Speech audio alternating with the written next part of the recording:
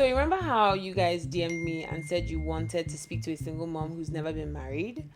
Well, I put a thing on my stories and I was like, who wants to speak to me? And guess who showed up?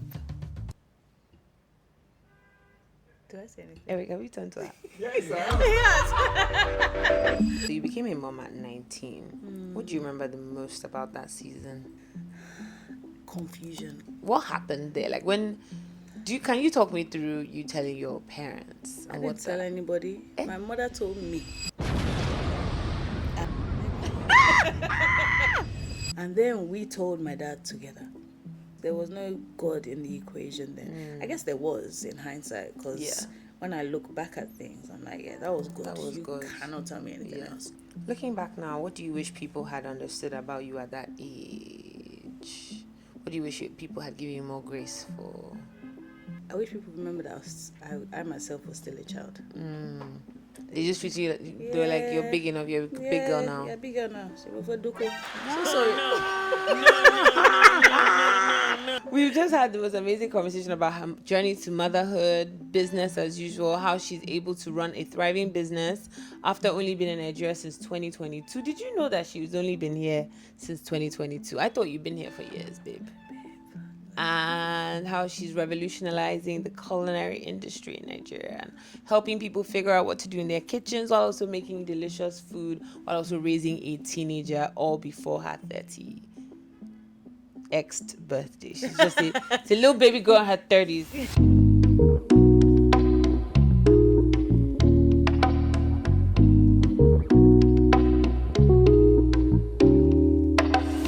Hi guys, good morning, good afternoon, good evening, wherever in the world you're watching, listening from. My name is Feyi and you're welcome to another episode of the Motherhood podcast. Yes, our cards are bigger. We don't know math. We asked to get new cards. And I said A3 instead of A4. Anyway, I quite like it because I can write more stuff on it. Yeah, girls in tech, for real. We don't know math. But at least now it's like you can't miss us. I'm here today with the incredible Chef Wunmi Durosimi-Etti, or Chef Wu to you. She became a mom at 19. It still surprises me. What kind of thing is this? Can you say like that? Was not like, did I get it wrong? No, yeah, right. She's like, yeah, I can't believe that happened. But yes, so I started doing like more interactive things. I've been asking who you wanted to speak to and what kind of moms you want to hear from. And someone asked specifically to speak to a single mom who's never been married. And you DM'd me back saying, that's me. Girl, that's me. Like, and what? I was like, I didn't know that. 1, 2. Do you want to come and talk to me about it? And you were like, yes. So I'm so thankful to you. Thank you so much for coming to talk to me about your journey. And I'm very excited to hear everything about it, babe. So how's motherhood treating you today? So, if we do the math, I had the child when I was 19, so the child is now in her early teens. Yes. So I'm at the point of motherhood where I don't have to deal with it every day because my child is very much in a boarding school. Okay. So she's like hands-free motherhood. Yes. She's all the way over there. How often do you guys speak? Try to call her every weekend. The schools have changed. They don't let you talk to them every day? No. So in her school, they use Microsoft Teams. Okay. And so we used to use the Microsoft Teams Messenger. Okay. They now clocked. They cottoned on, and now they can't message. They can't use the messenger aspect of Microsoft Teams. So we used to chat every day, and now it's every week if I remember to call her, because some weeks are busy. I'm a working woman. So today, motherhood is hurting me today because over the weekend it was sports day.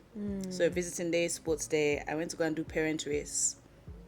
I came first, but I can feel it in my 30+ body. But at what cost? Yeah, all of that.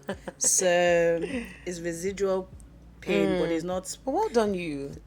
Thank you. Well done, because I won't be running at anybody's house. Oh no, she wouldn't. She said, I would not talk to you if you don't get there and run. Then we'll rack. Oh, anyways, the children know that. I guess you came first, so she also knows what to expect from you. Yes. My children cannot ask me. The way I'll come last is like, let her sit The down. mother fell down, and my child has this on video, and I kept A saying mother to- fell down. the woman beside me, then when we all got to the line, Oh, she that looked would me in be the me. eye and she said, this mother looks like she can. Keep in mind, I'm wearing like a green tennis skirt. My bum bum is about to be on show. Like, I look like a... Parents kept seeing me and thinking I was a student, which was so funny to me. And I love it for me. And she was beside me and we were all chatting and laughing. And the whistle went, so I started running. I got to the end and they were like, please, medical team, medical team. I said, no, I'm fine. They said, no, not you, ma. you. The lady. And yeah, she fell. And Kai. but And your daughter has it on video. on video, I even posted the video. Wait, it was the focus was me. Okay, So but sorry like- about that. So sorry, you were just in frame. My bad. If you were the I didn't did- mean you knew you would have kept your 2 feet on the ground. Yikes. yeah. And what are you grateful for in your motherhood, I guess? So we did visiting day, so it was nice to see her. We caught up. She wasn't as... She can be a bit mean to me sometimes. Like, she don't be vibing with me sometimes, but she's at that age, you know. So it was nice to see her, and we actually got on really well. That's nice. She saw me come out the car. She was like, you look good. I said, yeah, that's what I thought. She said, no, you look really good. And I love it when she tells me I look good, because I can tell that she's like, yeah, that's my mom. And I can't lie, I love that. Oh, that's so nice. And so Saturday I spent with her. Sunday went to church, and then stayed with church family and just chilled. Yeah, it was a chill weekend. Nice, cute little weekend. Yeah. So we're going to go straight into your journey to motherhood. So you became a mom at 19. What do you remember the most about that season? Confusion. I was very confused about the whole prospect of what was happening to me, in me, and what that meant for like the rest of my life, for my future. So if you had to tell me to one word for that season, it's just confusion. Okay. Very confused. It's interesting because when like I have to like sit down and like take myself back there, it was sheer... There wasn't even fear. It was just confusion, because it was like, we're Nigerians now. Mommy is saying this one, daddy is saying that one, this one is thinking, how's this one gonna feel? And it's just like it was a lot, and it wasn't something that I don't think I ever really processed, because it happened so fast. Of course. You're like, okay, 9 months. 9 months, goes quick. It goes quick. So yeah, it was a very confusing season in my life, but which then turned into like an eye-opening one, because you realize that it's really you and yourself in this life, regardless of how everyone else feels about the decision or the situation you found yourself in, because honestly speaking, it wasn't entirely my decision for me to move forward with it, but it's the situation I'm in, and you really have to at some point own what you're going through in life, or else it will own you. And that's the one you don't want. That's the one you don't want to. Yeah. Who did you have to become to mother at that age? That's so interesting, because in my journey of motherhood, I feel like I've had to become different people at different stages.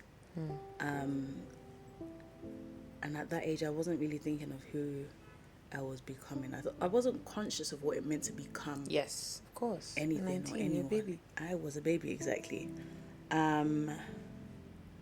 But soon enough, I realized if I had to do anything, I had to choose myself and then choose the child straight after.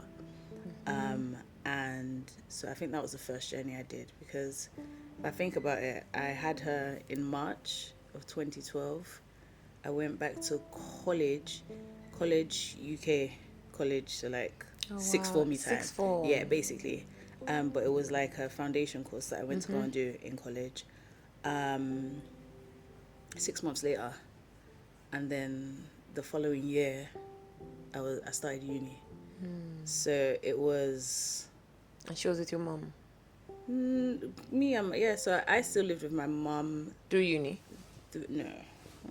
Yeah, I was going to say. No, I lived with my mom up until first term of uni. Okay. So you, your mom, your daughter, Me, my mom, my daughter, and my 2 youngest siblings. Okay, 2 younger siblings. 'Cause my sister at the time was in boarding school, so they were like our immediate family. Yeah, so that journey was a bit. There was no becoming then. It was just being. Yeah. Looking back now, what do you wish people had understood about you at that age? What do you wish people had given you more grace for? I wish people remember that I myself was still a child. They just treat you, they were like, you're big enough, you're a big girl now. Yeah, big girl now. She was for Duko. So sorry. Yeah, like literally, but that was the... They were like, you're big enough to do this big girl thing, yeah, so now you have to... So now... Oh my God in heaven. Because you have your rap parents, so it was not... Let's even talk about that culturally. How did they... What happened there? Like when... Can you talk me through you telling your parents? I didn't tell anybody. My mother told me.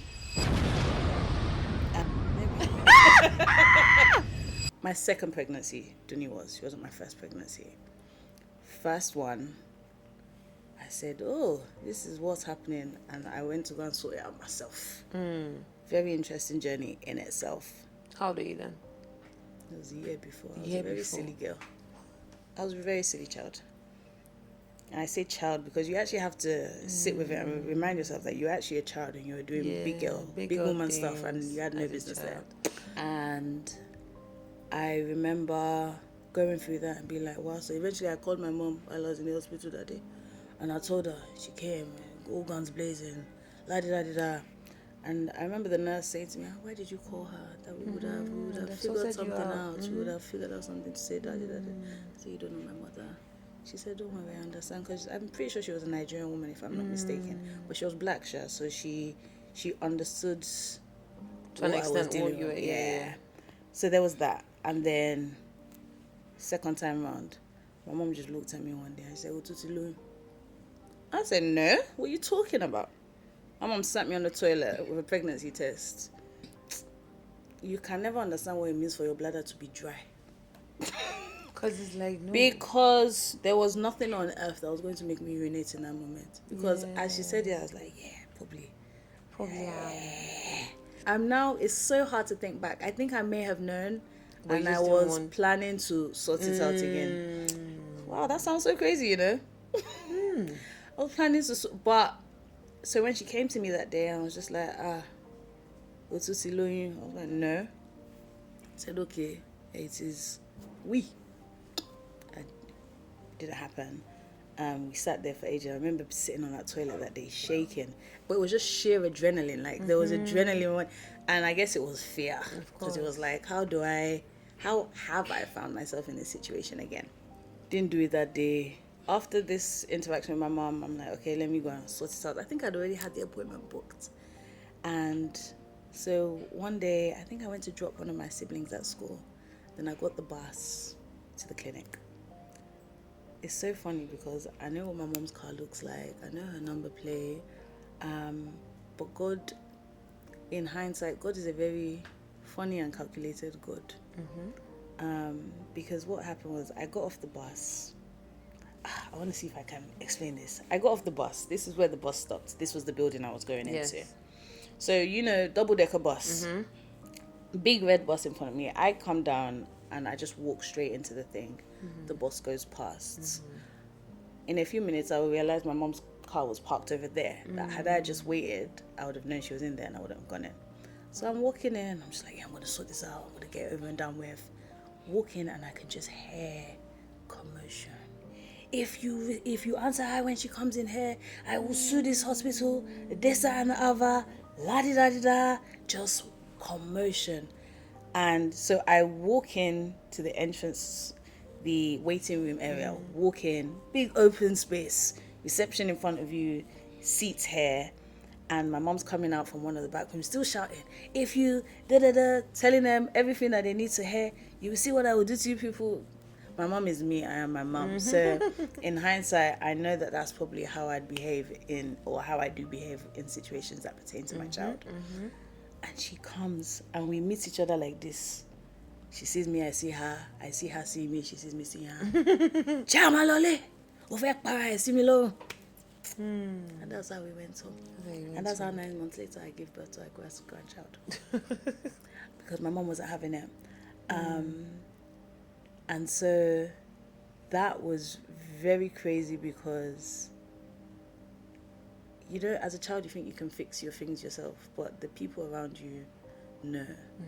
And so yeah, I didn't tell my mom. My mom told me. Told you. And then we told my dad together. It's so funny because now I look at how much my dad loves Dunia, and it's very funny to me. Because Daddy said, oh, yeah, let's go and sort it out. Mommy said, no, there's no sorting out. We've passed that stage, this and other. And it was just a whole lot of... So they had their own internal dialogue between themselves, with the debate. And that was you were just lot. in the middle. I was like, yeah, but it's my body, it's me. Like, My let body, me do my what choice. I want. My body, my That choice don't doesn't mean really nothing. work in our culture. Because let's think about it realistically, we're really children till our mid-20s to our parents, sometimes much later.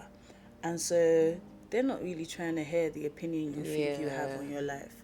Because when you think of it in a cultural sense, to them it's literally, if anything happens to you is on us. I'm thinking of it in every culture. There's actually no conversation. Yeah. Tal, who's asking you? Nobody's Nobody actually asked you. So Crazy, bro. So they had their own thing.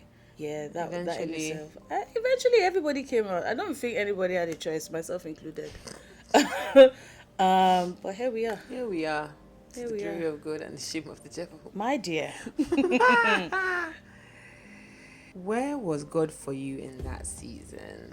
Did you know him? Did you see him? I didn't know God then. Clearly didn't know God then. Because I wouldn't have found myself in that situation. But I didn't know God like that then.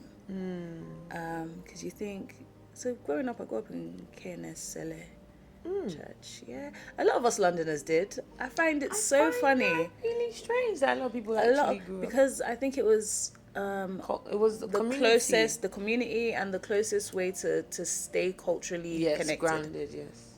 So, like, when I look at some of my friends in London, a lot of them will tell you they can't speak Yoruba, but there's no hymn that they'd sing it in full Yoruba. Like, do you get what I mean? That was the thing. That was the one place where we found community. We had each other. But I don't really think within that church I learned what it was to, like... Trust God, talk to God, have a all of that. It was very... very performative. Very performative. I think it was very literally much... and yes, it's a lot exactly. Of actual performance. And so I didn't know, and then eventually we kind of drifted away from church for whatever reasons. I can't specifically say there was any. Was it after the pregnancy that you drifted away? No, before. Okay. So then I wouldn't really say like I knew God. Like, I didn't have a relationship with God. I didn't know what it meant to, like, now I wake up daily, I pray, and I'm teaching Dunni stuff like that. I didn't do all of that. It wasn't, there was no God in the equation then. I guess there was in hindsight, because when I look back at things, I'm like, that was God. You cannot tell me anything else. Yeah. But then in that moment and through those experiences, God wasn't a factor then. What did community look like for you in those early years? Who showed up for you, and how were you taken care of? And... oh my God! That's interesting because I'm the firstborn daughter. Of course. I say it like there's somebody before me. I'm the firstborn child. Yeah. And so I've always done the taking care of. And I don't say that in a sense of like, oh, you know, my siblings and like outside of my siblings. So I'm the first of 8. But 3 were with me, because the other 4 were from another marriage, so we didn't grow up in the same home or anything like that. Yes. Cool. So I was the first of 4 in that, the oldest there, and I was doing the taking care. Unfortunately, part of taking care, like when I say that to people, they're like, oh yeah, but all of us as needed that. I also took care of my family in the sense that my stepdad, unfortunately, he had cancer and he died at some point. And there was also the taking care of, you know, the family unit, because I then, prior to my mum meeting him, I was second in command. After mum meeting him and him getting sick, I then went back to being second in command. So it was an interesting journey, because it's one of the things that I always say now, like, I don't know what it means to be taken care of. I don't really think I've been taken care of in my life. That's a whole different thing. Okay. We'll get there. We'll get there. Yeah. Like, my default is to take care. There was that, and then around the time my dad was ill, we had the last born. He just turned 18, which is amazing. Because what do you mean all my mom's children are adults now? It's so funny because everyone thought Koya was my son. They'd see me around with this baby and they just assumed like I was a teen mom. Well, so happens like 2 years later. It did happen, but yeah, I know what it means to take care of people, but I don't think anyone really took care of me. And this is not like to blame anyone, it just is what it is, isn't it? So when I had Dunny, I just went back into, I was still doing the taking care. Like, I was still, even throughout my pregnancy, I wasn't taken care of per se. Everyone just kind of expected me to do what I needed to do, and then the baby will eventually come, and that's what it was. Like, when people talk of their like pregnancy journeys, and can't relate. It wasn't like that. I was helping my mum run her businesses. I was taking care of my siblings. I was just getting on with it. I was trying to hide a pregnancy for as long as I could. How were your friends in school and stuff? How was that? So I just stopped going to sixth form. Remember back in the day, there used to be this thing that you'd always know when a girl's pregnant because her Facebook status or her Facebook profile picture would be like coming back or gone or something dumb like that. And like joke, that was my was Facebook. not yours. Hey, God.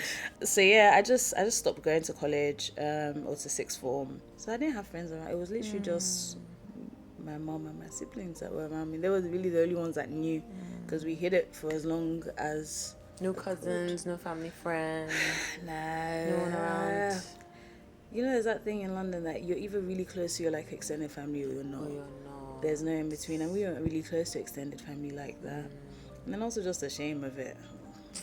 I hate the word shame, but the shame of it more for my mom than anybody else. But she was ashamed. Everybody. Well, my mom's a very proud person. So it's very much like, what are they going to think of? It's always what is somebody going to think. And it's never like, okay, people kill my soul, what are they going to call me? And all of that. You'll be all right, baby girl. You'll be fine. So it was really just immediate family. Yeah.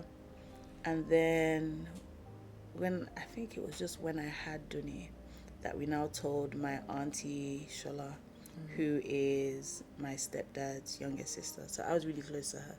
The first time that I went, she was the only one that knew beforehand. I'd never told my mom this, and I hope she doesn't watch this and find out, but Aunt Shola is the only one that knew the first time round. Aunt Shola came, I can remember, she's militant. I was in labor. And that woman made me walk flights of stairs over and over and over. She wasn't even here, but I can't, and I'm keep going.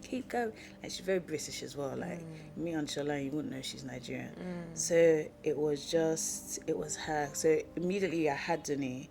It was then our household and then their household, and that was kind of it, as in terms of like our immediate, like the people that did their best. I think if anyone tried to take care of me, it was Auntie Shola. I think my mom tried, but me and my mom, we clashed too much, and it just is what it is. Yeah. Like, she's good people's when she's good people's, but we clashed too much.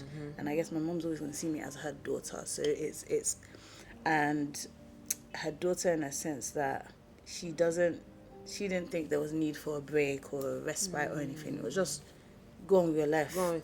Fix it. And so even for me, it was now this thing where mentally I was like, okay, how do I rectify this thing that like fix it? And that's why I just wanted to go back to college and go to uni and just get stuff done, so that at least I may not be doing it in the right order, but I'm doing it. Everybody will be okay. Yeah. What about the father of your child? How?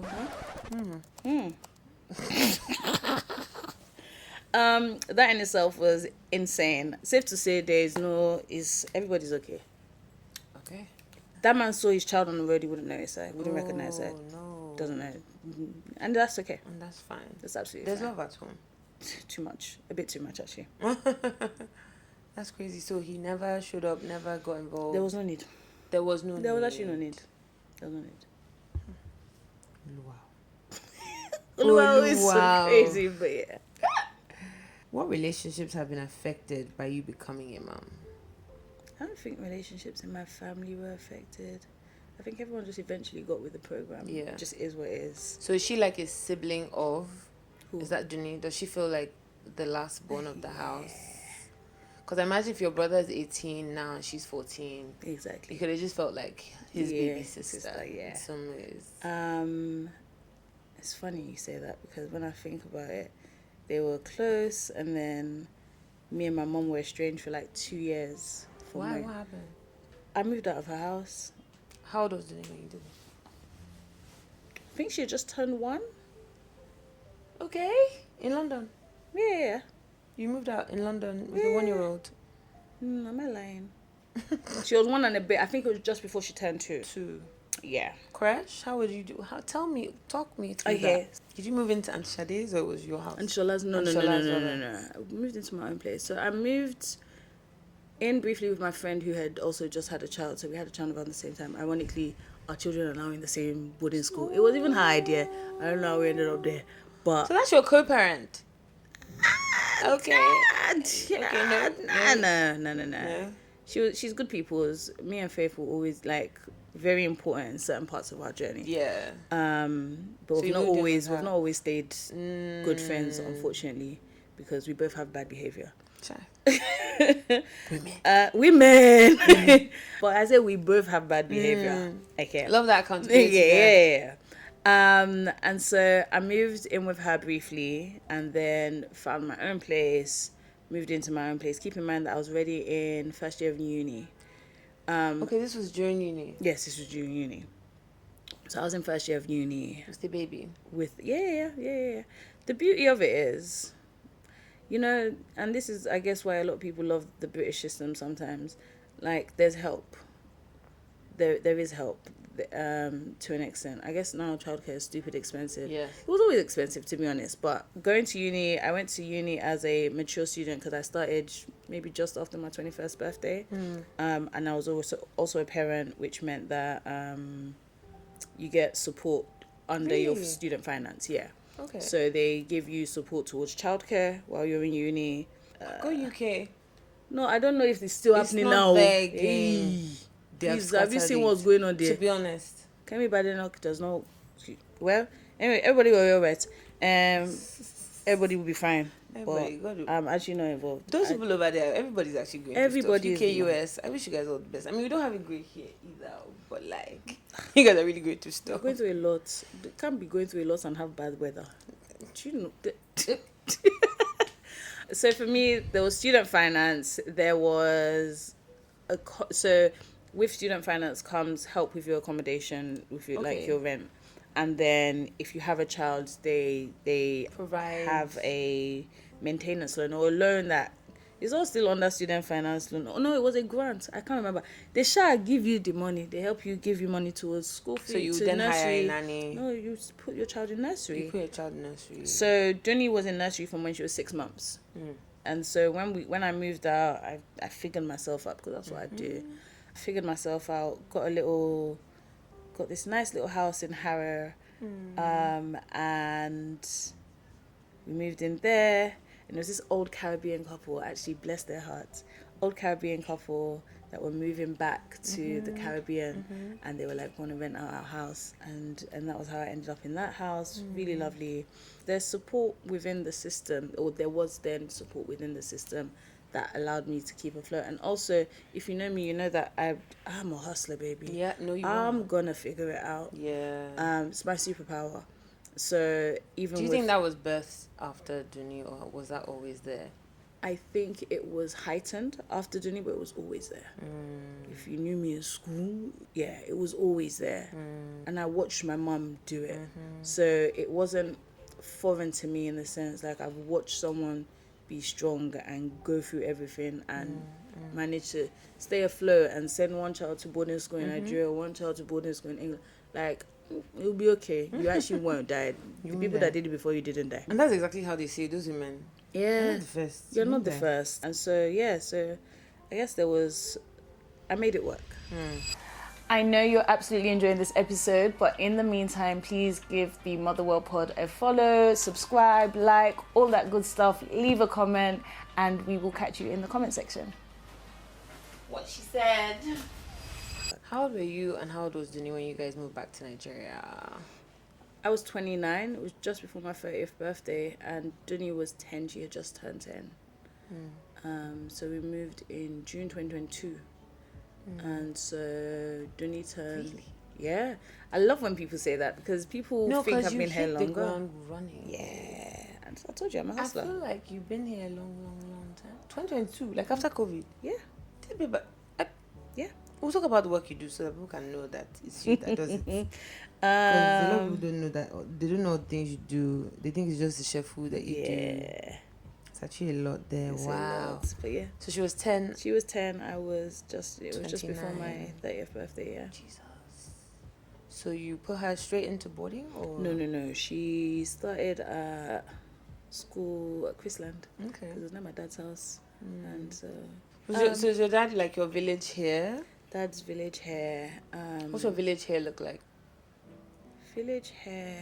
Before you find village hair, Yeah. especially when your entire village is literally in another country, you know what I'm saying?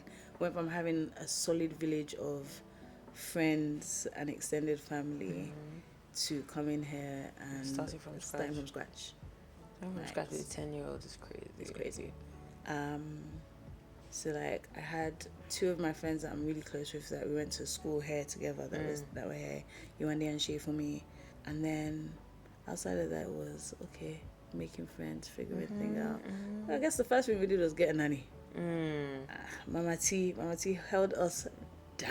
Those nannies would do that though. Those babes. Was she Mama older? Older. And it's so funny because when I went to the agency and I was like, I need a nanny. They were like, okay. And I think I asked for someone young. And the day they sent me Mama T, they were like, she's slightly older, but I think she will work for what you have explained for me. I was like, okay. Mama T locked in immediately. And she made that transition. Like, yeah, if I'm going to credit anyone for the help when we hit, it was Mama T. So Where is Mama she T, now? she's part of our family. I was gonna say, when we that need kind her, of we call person. Mama T. Yeah, if I'm going to travel now and I need someone to, it's Mama T I'm calling. Even if we have someone in the house, it's Mama T that, it's Mama T, like mad. Even like when my sister came to Nigeria and she has a baby now. Okay. And when he was like, because she was staying in my house, and he was like, we want someone that will come. I said, let me call Mama T, because there's nobody you're going to send to my house I'm going to be okay with she being in my house. And so now Mama T helps her too, has helped her as well. So yeah, Mama T's now part of the family, but she was like the first person that was like, okay, this is the person that is allowing me to figure this out. And then it was just being very intentional with building friendships. But it was God that told me to do that.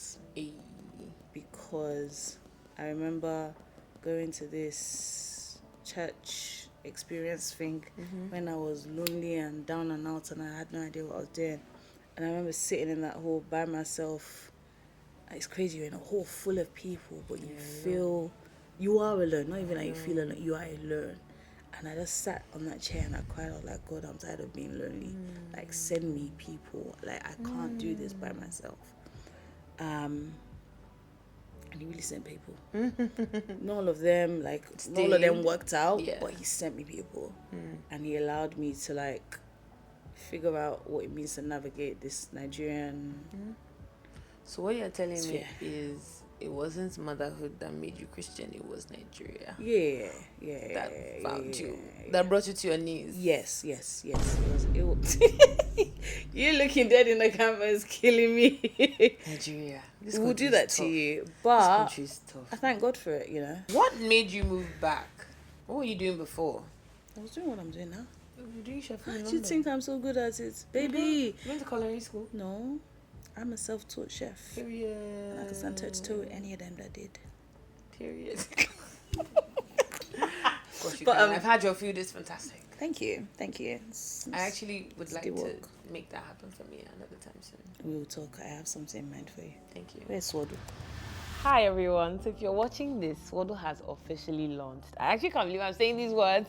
The baby that I've been pregnant with for a year and a half has finally come out of me and is now sitting on your phones, or can sit on your phones. Now, if you're watching this and you've never heard of Swaddle before, Swaddle is an app I built for moms, for parents, but I'm talking directly to my moms because we know why we need ourselves. So Swaddle is an app I built for moms that helps you stay organized. You have an AI assistant in there that thinks like a mom, and it is also a nice little memories bank, just a feature to help you store your memories and all the cute moments with your children. Just have it stored and banked carefully there for you.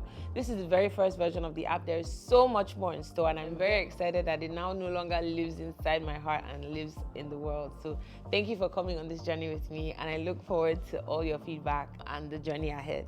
Alrighty, bye guys.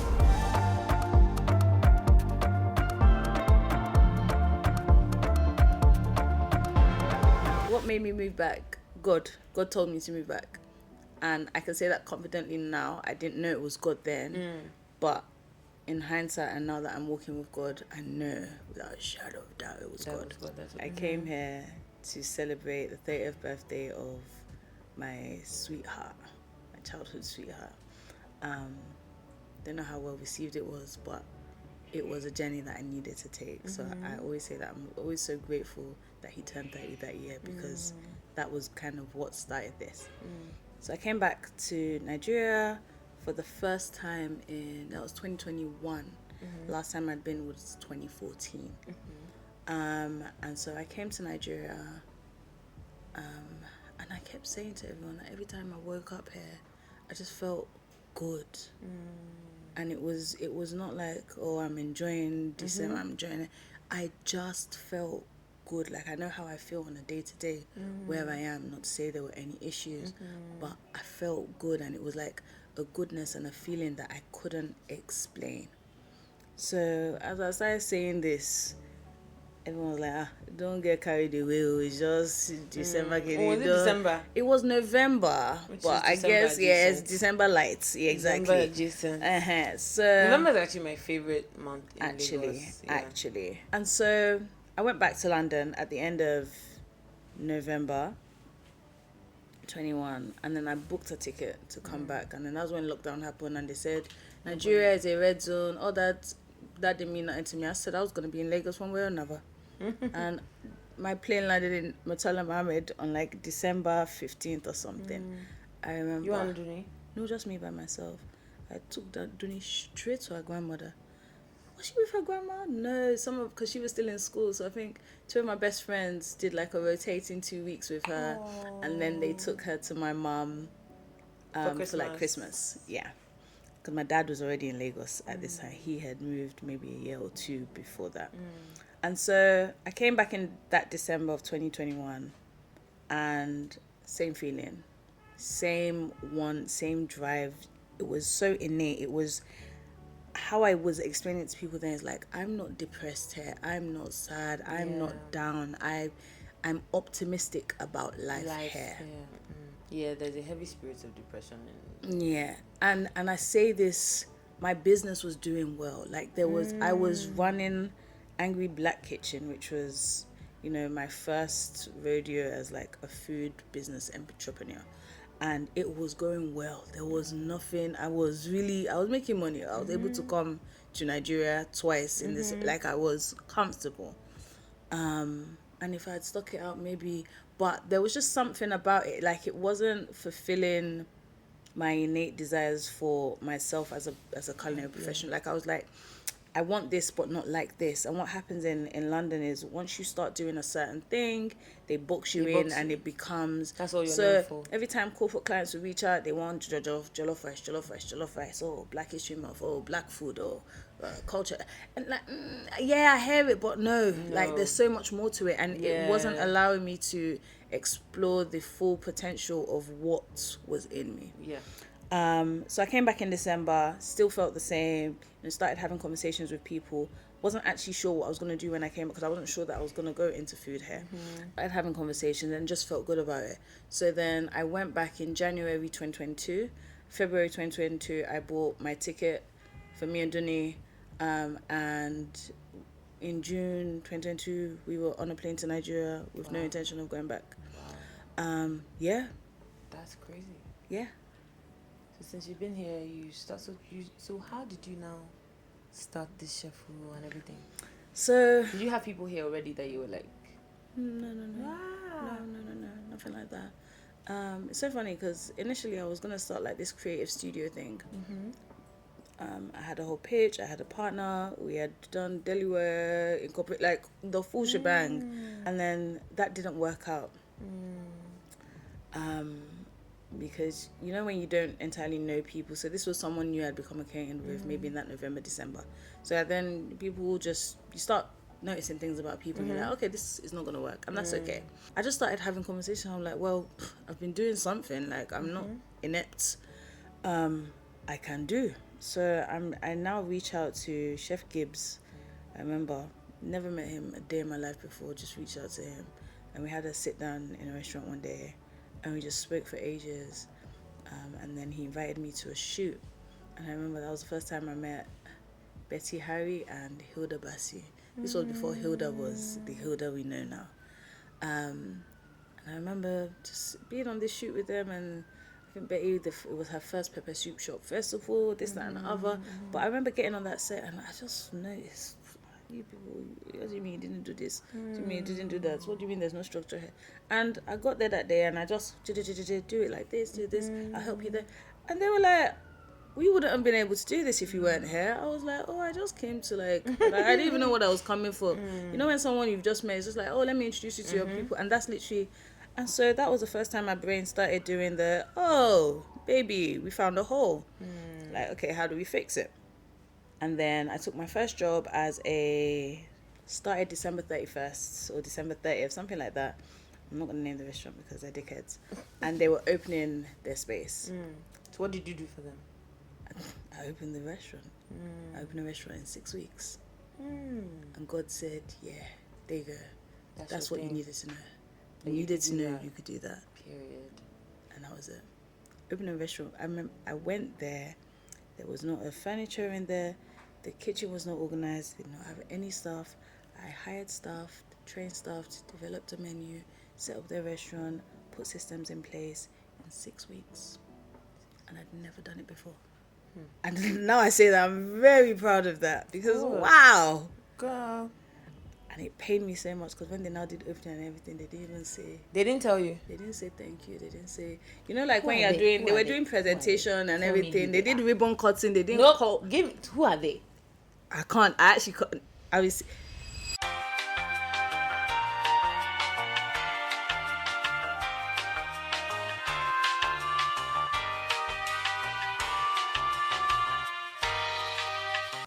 So finished that, and I was like, God, what am I gonna do? But then God said, you know exactly what you do. And all of a sudden, I was typing out, I was writing, I was putting business structure together. I'm gonna start doing consulting. I'm gonna open a restaurant. And the phone rings one day. I think I just posted some things about this restaurant, and the phone rings one day, and it's Tope, who has now become family. And Tope says, I'm trying to open a restaurant on the mainland. And I've seen your work and I feel like you can help me. You can help me. So I went to this place is by Omoli Phase 1, Ojino. I didn't know all of this. I just gave quotes. I just, I said, you know what, let's do this. Did it, opened her restaurant, developed a menu, had her staff, trained them, did procurement, like, I said, yeah, I'm in my bag. I know what I'm doing now. And I remember, like, one of my favorite days there was when we did the food shoot for it, and I took Dunny with me. So Dunny seeing me go to this place every day, not coming back till late, because then she was still in primary school, so she was still in Queensland. And it was like, Mommy, what's going on? She won't see me.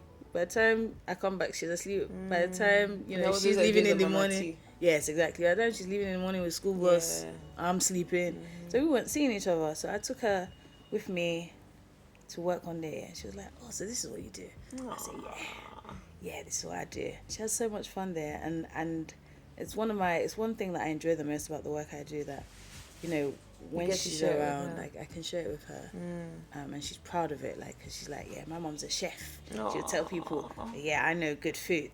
This is like she's real cocky with it as well, and I love it for her. But yeah, so opened that restaurant. That was great. It was nice to have. Even when the restaurant opened, my dad now came for the opening. It was also nice to show one of my parents what I'm doing. Like, I'm gonna be fine. You don't have to worry. Not that my dad worries about me, but when I call him, I'm like, Daddy, can I have school fees? It's a bit my. He's like, okay, we're making it one share. So it was nice to be like, here you go. This is what I'm doing. And so yeah, so that's kind of how I got into that.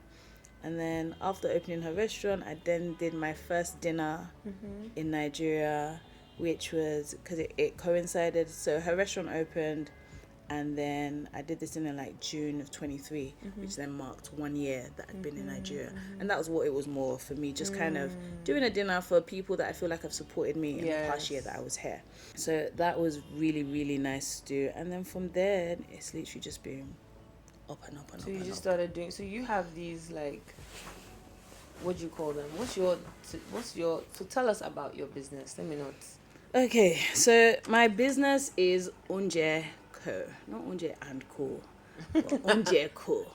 And so what it is we offer culinary services. We that's the part that makes me chef woo. Hospitality consulting, so we help people set up restaurants, develop menus for their restaurants, anything that has to do with like the running of your hospitality business. We consult on, and then we've just launched the products range as well, which including the Iru chili oil. Iru Odo crisp. So the goal for that was, so like I said, I've done this before. So Angry Black Kitchen, I launched a range when I was in London, and so a range is something that I've always had on my heart to do, to get into supermarkets. So I was now like, okay, now that I'm here in Nigeria with the ingredients that make us our cuisine what it is, I want to take those ingredients and show people how else we can use it. That is the ethos of the cooking I do when I'm, curating menus. You apply for accelerator programs and stuff like that. Girl, we need to talk because I need money. I'm thinking of an accelerator right now, that someone that I know that did something in food business.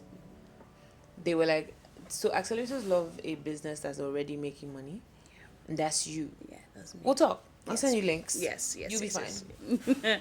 So for the product, it's like, okay, the ethos of my cooking is taking our ingredients and showing it in a different light. Yeah. Because egusi is not just soup. No, it's not. Iru is not just, for ofada. ayamashe and ofada. Palm oil is not just for cooking. Like, there is so much. Our ingredients are so versatile. They have depth. And we're not interrogating the versatility enough. Our soil is so, what's the word? Arable. Like it produces so much that we underutilize, that we allow to spoil, that we just leave it for whatever. Like, we don't do much with it outside of like what comes from the soil. We don't turn it into things. We don't explore what can be done with it. We don't add value to it. And so, people just see Iru as Iru. They just see Egusi as Egusi. They don't see it as all the other things. So in both my chef work and the product range, I'm trying to show that this is what we can do. And the crazy thing is, the people on the other side of the world, they're aware of this. A lot of like prebiotic drinks that you get, they use cassava in it, because like Gary water is literally a really good drink for gut health. Really? Really good. Iru too. It's fermented. Put Iru in your smoothie. It sounds so insane, but I tell you, your gut health will thank you for it. It's a bit stinky though. Put chocolate inside it. You won't even notice it. I promise you.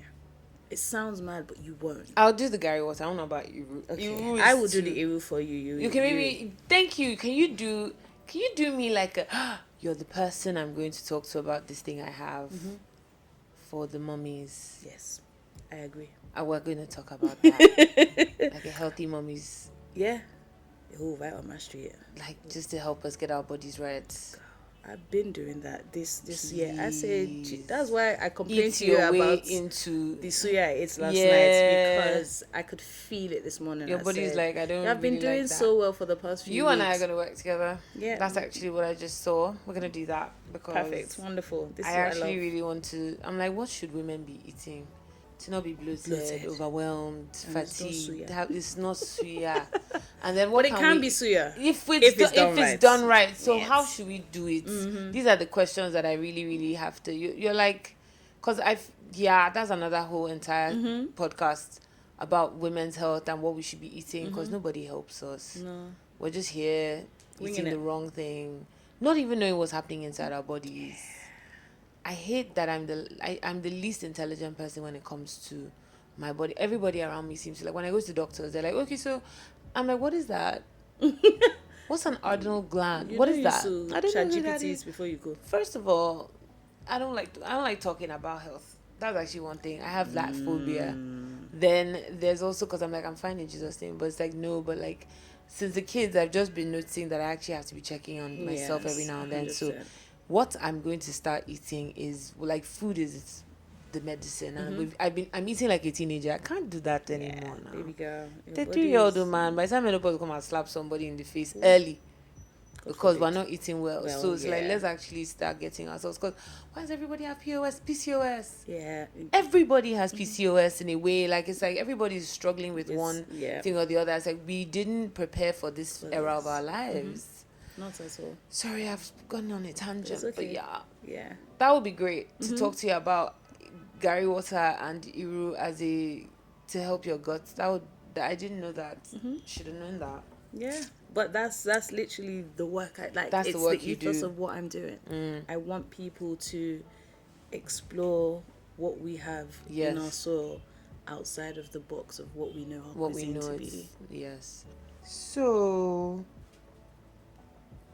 what would you say to a young mom in this season of her, like, who's where you were when you were 19, who's like confused, scared, feeling the shame, feeling all the things? I want to do this in twofold. I'm going to speak to the person before you get to the pregnancy stage and just tell you, don't do it. It's not worth it. Don't do the sex. Don't listen to the boy. It's not worth it. And then if you're already there, it's absolutely fine. You're going to be just fine. I always say to people that having a child at that age is the reason I am who I am now. And for context, who that is I am very determined. I get up and I do, because I know there's somebody who needs, regardless of whether I have or not. So the innate, I guess, fear of not being able to give her what she needs when she needs it. No, I'm not even talking about wants. I'm talking about needs. Is enough to make you get up and go. Yeah. So just know that the child will change your life, and not necessarily in a bad way. And any shame that's attached to it is not your shame to carry. Yeah. The people that are ashamed of it, let them carry the shame. ashamed. You and your child will be just fine. And walk with God now at the start, and don't wait till the shit hits the fan before you start looking for God. Not to say he won't be there for you, but It just makes the journey lighter. it makes it lighter because you have someone. You may not be able to rely on the people around you. You can rely on God. And Feyi asked me, she was like, oh, have I, like, when she asked about God earlier on in the journey, in hindsight, I can look back.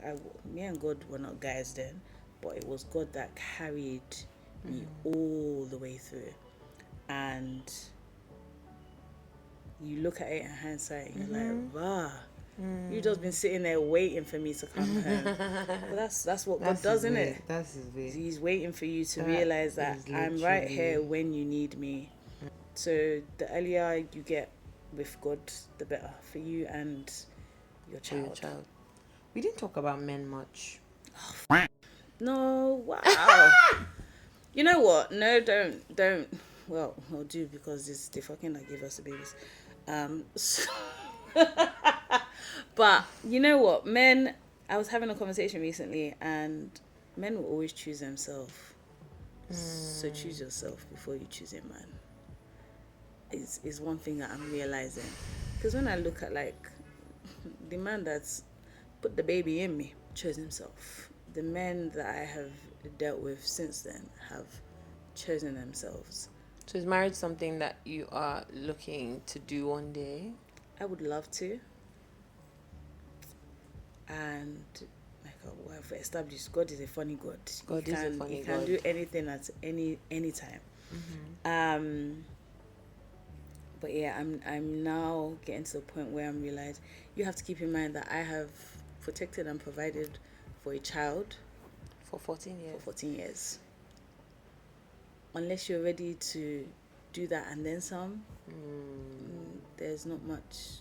Yeah, like, and it's harder for me, I guess, because biblically I'm not meant to be the protector and the provider. And so I've stepped into a role that one doesn't belong to me, and I've done it for so long, and unfortunately for whoever, I've done it so well. So, what are you really bringing to the table? These are the things. And for so long, I didn't really search for that. I wasn't really big on protecting them, but I really just wanted companionship. Yeah. But as I've dealt with men, I've realized that is companionship enough? Is it? No. Because we talk about love a lot, but love is love is not enough. It is a combination of things. Love is not enough. A culmination of things. Yeah. And love is protecting, love is providing, love is showing up, love is the companionship, love is seeing me, love is holding me, love is you being graceful, love is choosing. Like, love is so much. It's so much.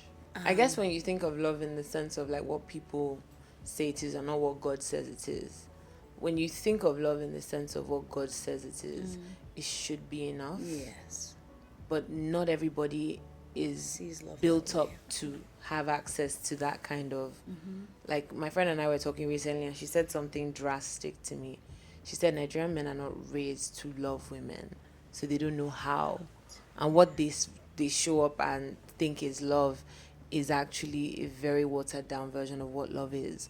So we've learned how to.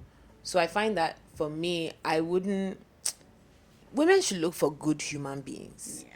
If he's a good human being without you being in the picture, you can almost bank on the fact that at least you're good. Yeah. And you're not trying to be good for me. Yeah. That's actually my thing with this thing, because I feel like if you find a good person that has their own values, maybe even then okay. It's still choppy waters. Let's see. It's still choppy waters, but yeah, I think it's very much if it happens, and I have a desire for it, don't get me wrong. Yeah. And I say that in the sense that I always used to say, if I didn't have another child by the time Duny was 10, I'm not going to have any more. Then I moved the goalpost to when she's 13, then I moved it to when she's... And I've stopped moving the goalpost. I'm like, if God's going to do it, it's going to happen. Yeah. Do I desire it? Absolutely. I would love to experience motherhood from an angle of it's wanted. Yes. It's mutually wanted between me and the partner. And raise a child in a home where there is balance and there is not just love from a mother and extended family, but there is love from two parents that hold you dear.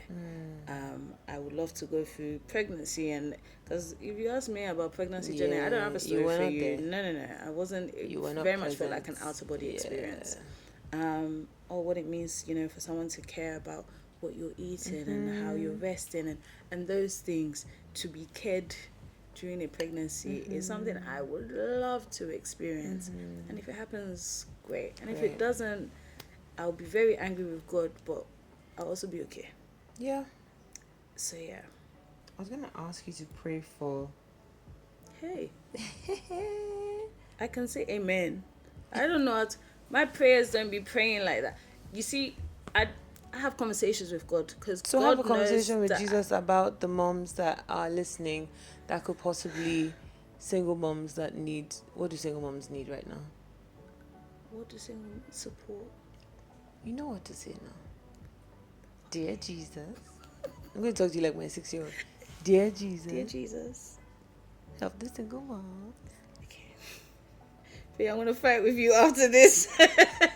But, dear Jesus, Father Lord, I want to come to you to ask for support and love and guidance for single mothers who are navigating the journey of motherhood, a journey Amen. that doesn't look like a lot of other people's, but is one that is equally fulfilling and worthwhile. A journey that they will be able to look back on and be able to say that they had you holding their hand throughout. God, I want to ask you to strengthen them. Amen. Mentally, physically, emotionally, Amen. provide stability and sanity for them. Amen. Because the kids be messing with your head. Messing with your head. I know they are your children too. But Father Lord, I also want to pray for the children. Yes. That they're able to see their mothers as purely as their mothers are trying to present themselves to them as, because you're a mother, but you're a human being first, and even before that, you're somebody's child. And give children the grace to understand that their mothers are doing their best. Doing their utmost best.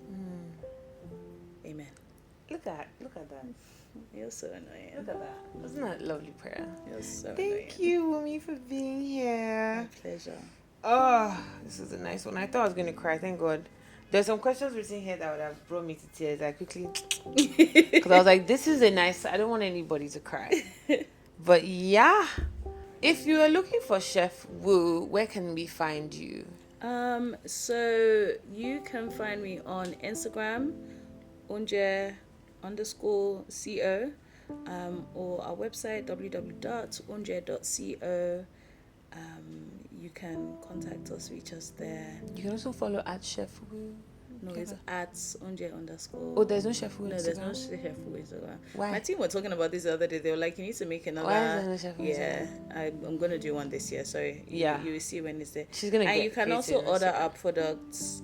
You at want Shop that? Ounje Co. You want that chili? You want all her products? Just have all you low maintenance people that make Indomie. Just put it on Just top. put it on top. Best Change thing your ever. life. Yeah. Put it on some eggs. Change your life. Alrighty, that's it from us. Thank you so much for watching and listening to this episode. Please like, share, follow, subscribe, do all the things. If you've come this far and you've watched on YouTube and you don't do all the things, at this point let's start dragging ourselves. What are you doing? Why are you here not doing all the things? It's 2026. Everybody knows what they should be doing now. If you like this, please share, follow, subscribe, do all the things. Follow us on Instagram at @themotherwell_pod. And yeah, I think that's all from me. Till next time. Bye, guys.